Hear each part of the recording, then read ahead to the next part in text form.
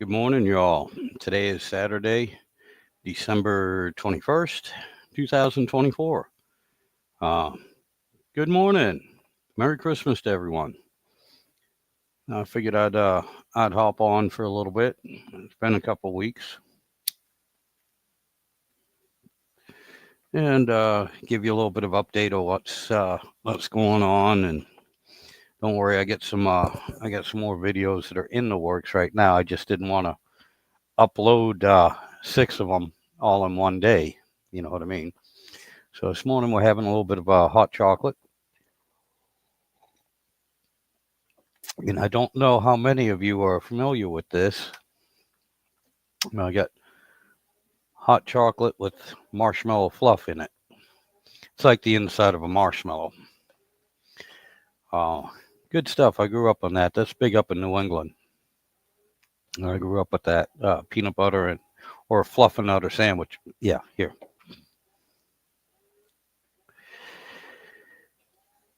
Fluff and nutter sandwiches. It gives you a recipe right on the back. All it is instead of peanut butter and jelly, it's peanut butter and fluff. Uh, but hey, hey, in car manuals nowadays, they have a little section that says, do not drink the battery acid. So I understand why they would have a recipe and directions on how to make a peanut butter and fluff sandwich. But anyway, what's going on? The truck is all back together. I've driven it up and down the road a few times. Transmission seems to be working good. It's shifting through three of the forward gears and the reverse gear. I still haven't gotten it up to speed, i.e., 40 miles an hour or better, to see if the overdrive is working. But I'm going to assume it is. I'm not having any other problems. The reason why I haven't driven it too much is I did have a very small leak where the transmission line goes into the radiator on the pressure side. And it's an old hose. Somebody cut the end off of it. And so I'm just trying to use clamps on a nipple, although it's a barbed nipple. But I just got tired of freezing my butt off and getting covered in transmission fluid during the week. So this weekend I'm off for the next 16 days, and I'll mess around with it there. And with the Jeep, and there'll be a video coming out about this. What I found out is that like a lot of things, the axle bearing, wheel bearing, axle bearing is the same thing on the Jeep. Um, when I ordered the new one, nobody told me, and it took me forever to find out. But if you're familiar with the with wheel bearings, or actually a lot of tapered roller bearings, you have the bearing, then you have what we call a race. It's actually a cup, but it's a race, and usually that race is a slight interference fit, and you put that either in the drum, or you put it in the rotor, or on the Jeep's case, it goes in the axle housing, and you pound it in. It don't take a whole lot. You can do it with a hammer, and usually I use another old race to make sure it's seated. But what my point is, the tapered roller bearings always used to be a two-piece, a cup or a race, and then the bearing itself, and then of course you have the inner race. Well, the new style, the tapered roller bearing and the race are all one piece. They don't separate. And on the Jeep, yeah, of course, it's, the inner race is pressed on to the axle. The axle doesn't just slide in, but it's pressed on. And hence, that's why I got a 12-ton press to press new ones on. And then as you put the axle in, you take a rubber mallet, get everything lined up, take a rubber mallet, and you have to thump the axle in. Really, not a big deal. New design and everything. But nobody knew that. Nobody could tell me that. anyone I ask, the parts department, why is it different? What do you mean it's different? It's a tapered roller bearing. That's the way they've always been. How old are you? 5? No, they haven't always been like that. They've been a 2-piece. Well, I don't know what to tell you. This is all we have, and it's supposed to fit. Okay. Well, it doesn't fit, so I want to make sure I have the right part, or there's something wrong. Anyway, turns out there was something wrong. The axle housing, where the race cup is supposed to go in on the 2-piece, well, it spun. The race had spun, and it wore it out, so it doesn't fit tight. All right, and the new bearing, yeah, there's nothing I can do. It's just not going to work. So I ended up getting a whole new, a junkyard rear end for it. In the meantime, I can't have the Jeep sitting around not being able to be used. So in the meantime, what I did is an old trick, and it's only temporary, and it's not the right way to do it. I took a steel punch, and I dimpled the inside of that axle housing to raise up some metal, and that was enough to grab the old race. And so I put the old bearing, the old race, right back in it. And the wife only works 3 miles away from the house, so it's a 6-mile round trip, and everything is under 35 miles an hour. So I figure she can use that. Now I don't have the way this is designed. I don't have to worry about the wheel falling off or anything like that. It's just I have to worry about damaging the axle, or more likely the axle housing. Well, the axle housing is already friggin' shot, so I'm not hurting anything. And that's all I can think to do. I'm not a machinist. I don't have a fully loaded machine shop here. Um, I can barely weld. And so this was the only solution I could come up with, is to get another decent entire rear end. I'm going to go through it. We're going to pick it up tomorrow. I'll go through it, make sure it's good. If it isn't, they got 5 others that they can pull for me, so I can go through and find one that's right. And anyway, make sure it's right. And then probably this spring, I'm hoping, because I don't want to do this out in the driveway in the winter. I'll just swap out the rear ends. Yay.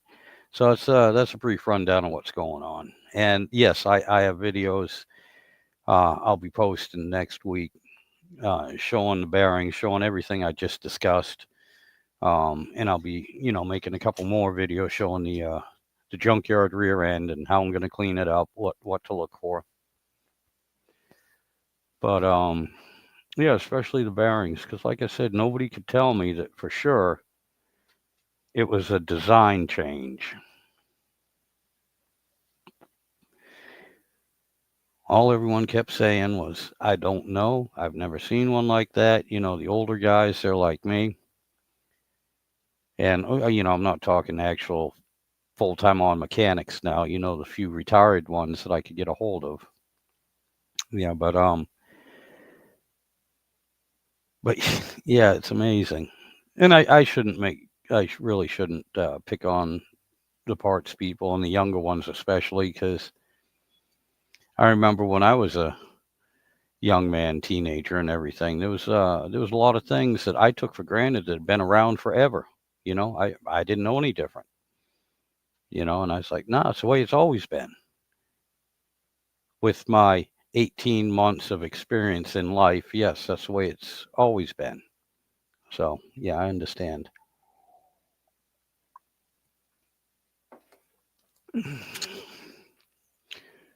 But on another point too, speaking of the younger generation, a lot of people that are, lot of younger people that are really getting interested in the older vehicles and everything, and they're, I kind of laugh. They're running into trying to deal with the carburetor and everything. Like, I have no idea about a carburetor. I don't know anything about it, and it seems so complicated. Whereas a lot of us older guys were like,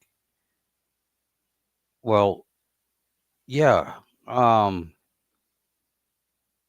the fuel injection, multi-port fuel injection. My God, that thing just works on magic. That's complicated. Well, not really.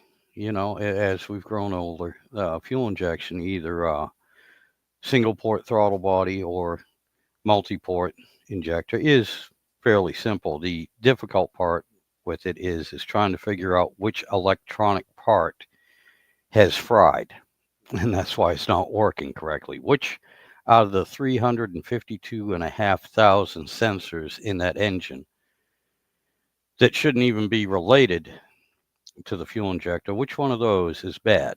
That's where we figure it's complicated.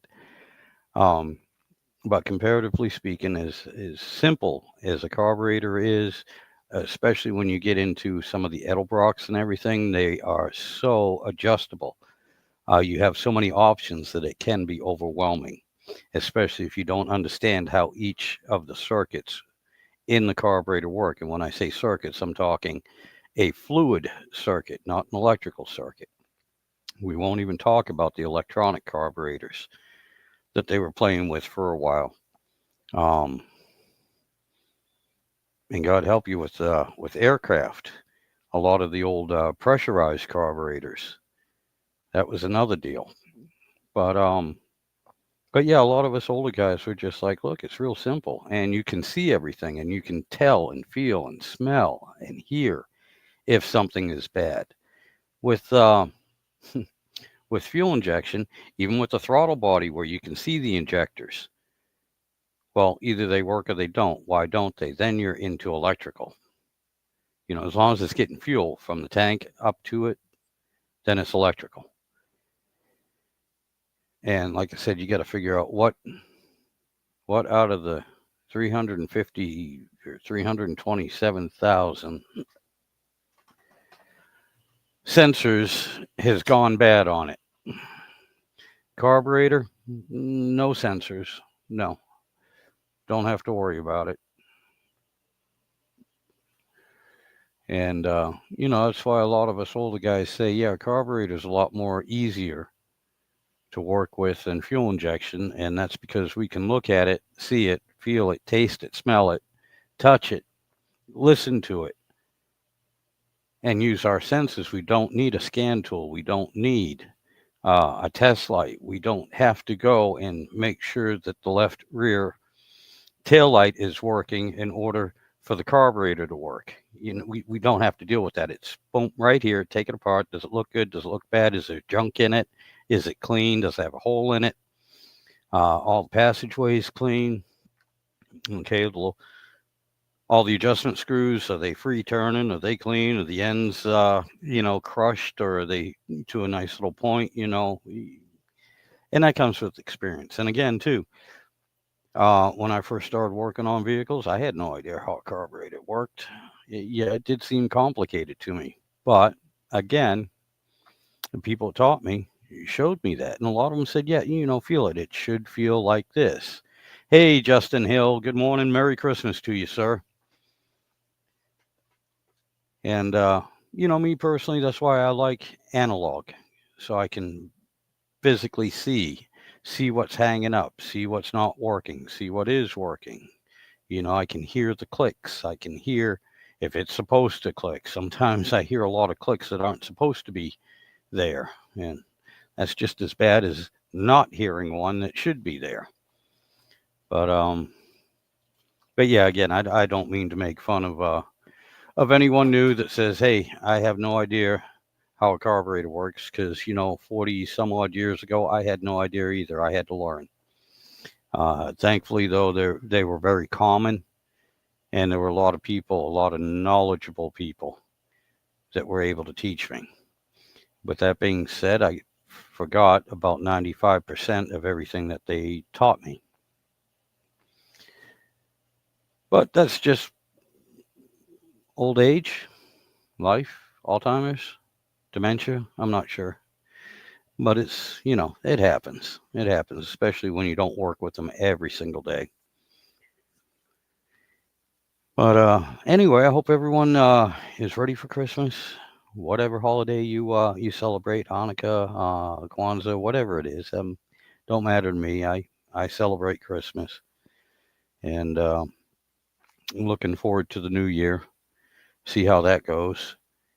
Um, and again, I'm off. I'm off from now until the. I don't have to go back to work till the 7th of January. So today I'm pretty much taking the day off because I got a premonition that this is going to be the only day of rest that I get until the 7th when I go back to work and can get some rest at work. So I'm taking advantage of doing as little as possible today. Uh, Nothing, if at all possible, is what I'd like to do. But then it's back to the honeydew list and projects that I got to do. Oh yeah, and today we're not out on the back porch. It's a little bit too cold, and I don't have the dryer going to heat it up yet. I'm waiting on a load of clothes. That's what you can hear in the background. It's the washing machine. As soon as that's done, I'll throw the clothes in the dryer, and I might move out to the back porch once it warms up a little bit because I'm not allowed to smoke in the house. And so that's why I'm usually outside. My wife don't want me smoking in the house. So, and I don't want to irritate the wife. So, um, but after that hot chocolate too, give me 1 second. I need to get a glass of water.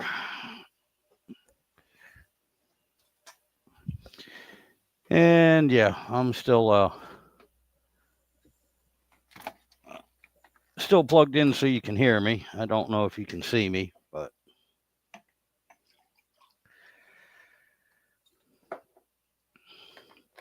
between the coffee, 2 cups of coffee and the hot chocolate, I've had enough hot beverages this morning, and some nice cold water will be good.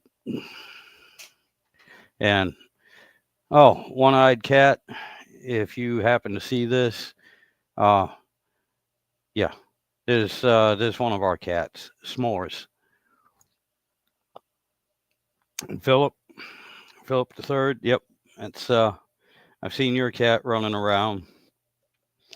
This is our queen. She's not even a princess. She considers herself the queen here. Just which gets into a lot of arguments with the wife because the wife is definitely the queen, but you know.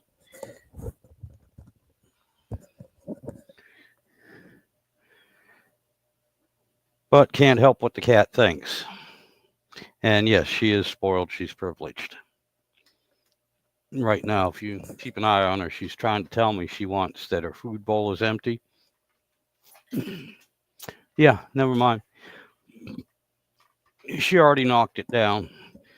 Uh, if I don't hop to it or somebody don't hop to it and fill up her food bowl, she'll just swat it, knock it down, and then sit there and stare at you like it was your fault.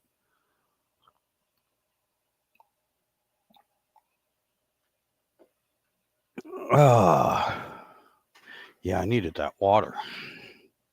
Definitely needed some water. But anyway, besides, waiting until about 10 or 10:30 on Christmas Eve for the wife to tell me she's got 252 presents that need to be wrapped. Or other than waiting on that, um, tomorrow I'm just gonna be getting a rear end for the Jeep. I'm gonna try and do a little bit of home maintenance, depending on the weather and everything, and just do some stuff around the house. And basically, wait till after Christmas Day till I start getting real hot and heavy into it. I'll probably be heading out into the shed and straightening that up from working on the transmission for 257 years that I've been working on it. And get it set up to work on the rear end of the Jeep. Yay, another good project. But other than that, I've forgotten what else I'm supposed to do, but the wife will let me know, I'm sure. I'm not too worried about that.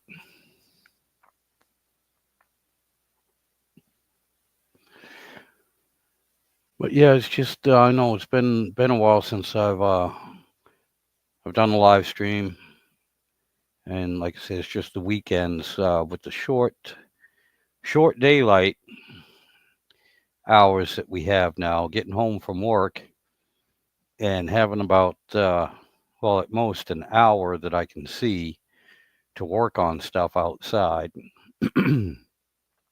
Not to mention the weather.